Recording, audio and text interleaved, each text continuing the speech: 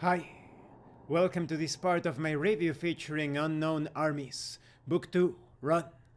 If you haven't seen the other parts of my review, featuring this tabletop RPG, where the player characters attempt to reach their goals through occult means while fighting the status quo, please check out the playlist in the description below. This time we are going to talk about the anatomy of a game session. This section of the book is all about running a session and even a campaign in the best way possible. Campaigns are divided in three phases. You have the character phase, the antagonist phase, and the mediation phase, which is during sessions. When it comes to the character phase, this is a collaborative process that yields an interesting setting with people, the player characters, who are heavily invested in change.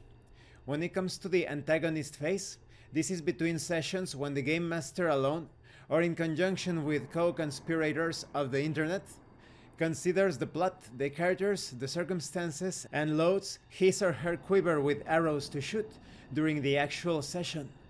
The mediation phase begins when the session starts, and it's when the job of inventing spontaneous opposition stops being the primary goal, and making sure the rules run smoothly and the game is awesome surges into first place. Let's talk about the character phase. You have step 1. The players determine their objective, decide their obsessions, select an identity, and define their relationship to date with the uncanny and the occult. They also come up with characters and locations for the campaign. In step 2, players link elements and form relationships to the cabal. Each character also defines a relationship with another character. In step 3, they add up to 10 hardened notches in 2 more meters and define passions. In step 4, the player characters notch the rest of their meters, play with some more elements, clarify identities, and do a mental health check. Establishing this well from the very start will allow you to integrate new non-player characters or player characters as the campaign progresses. For example, what if one of the player characters dies during the campaign?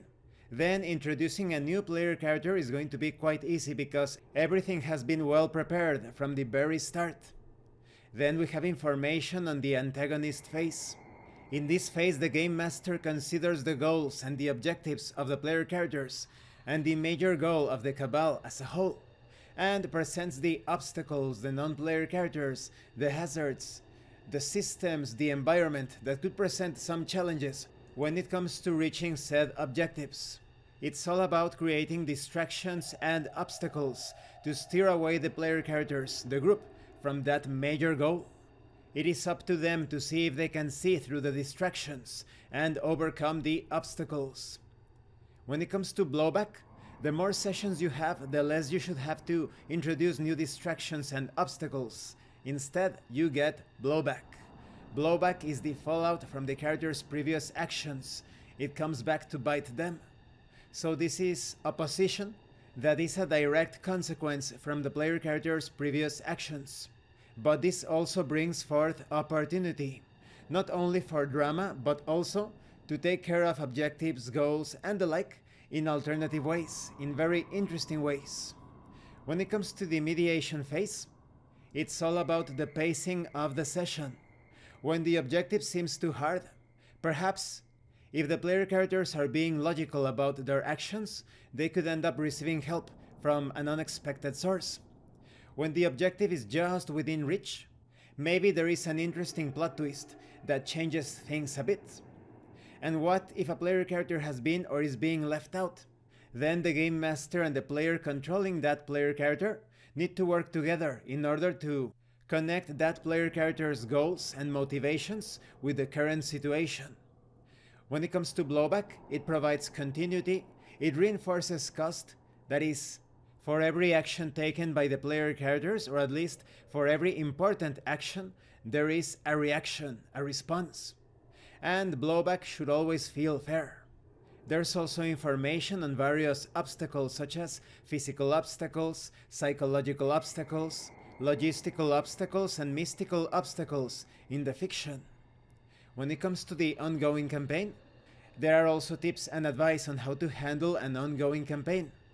Working with the player characters, after all, you are playing a game together. The ideas should stay in tone.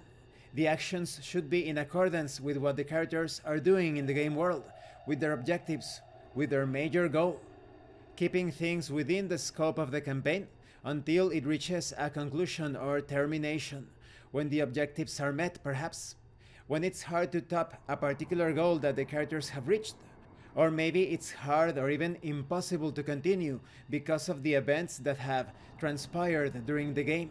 Maybe it's a campaign that ends with the end of the world. And this concludes this part of the review. In the next part we are going to talk about the other team, that is the non-player characters, or rather the game master characters. This book is truly a game mastery guide for unknown armies. It contains so many guidelines, tips and advice, so that you and your group achieve the immersion needed for this occult adventures style of endeavor. Thank you for watching this part of the review. Don't forget to leave a like, a comment and subscribe. And thank you so much to those of you that are going the extra mile to support the channel. If anyone else wishes to further support the channel, the information on how to do that will be in the description below. This has been Abraham El Jaguar, a professional game master. If you want me to run a game for you, please check out the pinned comment below. And remember, roleplay solves everything. Once again, thank you, and see you later.